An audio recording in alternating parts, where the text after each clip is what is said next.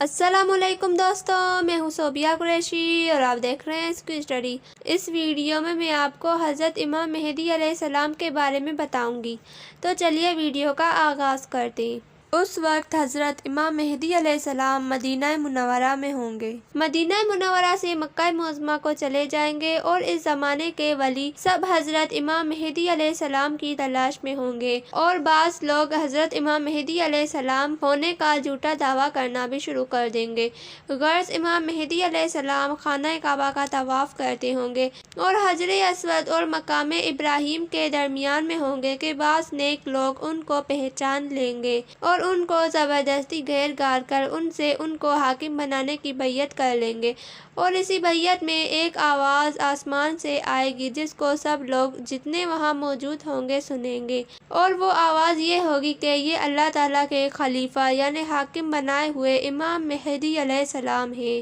اور حضرت امام مہدی علیہ السلام کے ظہور سے بڑی نشانیاں قیامت کی شروع ہوتی ہیں۔ غرض جب آپ کی بیعت کا قصہ مشہور ہوگا تو مدینہ منورہ میں جو فوجیں مسلمانوں کی ہوں گی وہ مکے چلی آئیں گی، اور ملک شام اور عراق اور یمن کے اولیاء سب آپ کی خدمت میں حاضر ہوں گے، اور بھی عرب کی بہت سی فوجیں اکٹھی ہوں گی۔ جب یہ خبر مشہور ہو جائے گی، ایک شخص حضرت امام مہدی علیہ السلام کی مدد کے لیے ایک بڑی فوج لے کر چلے گا، جس کے لشکر کے آگے چلنے والے حصے کے سردار کا نام منصور ہوگا، اور راہ میں بہت سے بددینوں کی صفائی کرتا جائے گا، اور جس شخص کا ذکر پچھلی ویڈیو میں کیا گیا ہے کہ ابو سفیان کی اولاد میں سے ہوگا اور بہت سے سیدوں کا خون کرے گا، کیونکہ حضرت امام مہدی علیہ السلام بھی سید ہوں گے، وہ شخص امام مہدی علیہ السلام سے لڑنے کو ایک فوج بھیجے گا۔ جب یہ فوج مکہ معظمہ اور مدینہ منورہ کے درمیان کے جنگل میں پہنچے گی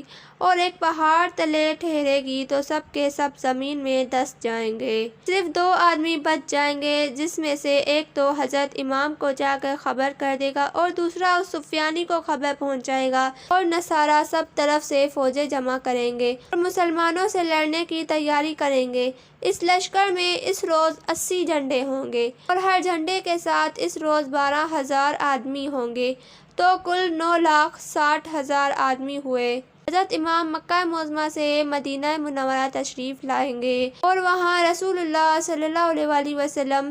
کی مزار شریف کی زیارت کر کے شام کے ملک کو روانہ ہوں گے، اور شہر دمشق تک پہنچ جائیں گے کہ دوسری طرف سے نصارہ کی فوج مقابلے میں آ جائے گی۔ حضرت امام کی فوج 3 حصے میں ہو جائے گی، ایک حصہ تو بھاگ جائے گا اور ایک حصہ شہید ہو جائے گا، اور ایک حصے کو فتح ہوگی۔ اس لڑائی میں بہت سے آدمی شہید ہو جائیں گے، صرف تھوڑے ہی آدمی بچیں گے، پھر کافروں کے دماغ میں حکومت کا حوصلہ نہ رہے گا۔ اب حضرت امام مہدی علیہ السلام سب طرف فوجیں روانہ کریں گے اور خود ان سارے کاموں سے نمٹ کر قسطنطنیہ فتح کرنے کو چلے جائیں گے۔ جب دریائے روم کے کنارے پر پہنچیں گے، بنو اسحاق کے 70,000 آدمیوں کو کشتیوں پر سوار کر کے اس شہر کے فتح کرنے کے لیے تجویز کریں گے۔ جب یہ لوگ شہر کی فصیل مقابل پہنچیں گے، اللہ اکبر اللہ اکبر بلند آواز سے کہیں گے، اس نام کی برکت سے شہر پناہ کے سامنے کی دیوار گر پڑے گی،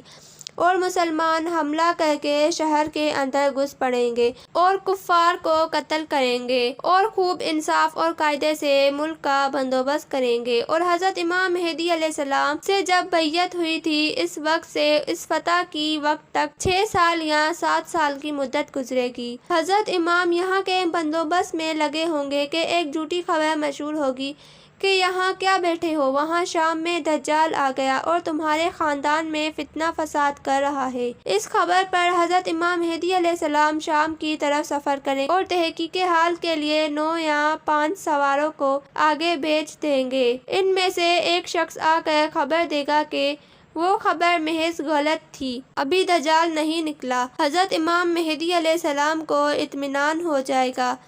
اور پھر سفر میں جلدی نہ کریں گے، اطمینان کے ساتھ درمیان کے ملکوں کا بندوبست دیکھتے بھالتے شام میں پہنچیں گے۔ وہاں پہنچ کر تھوڑے ہی دن گزریں گے کہ دجال بھی نکل پڑے گا۔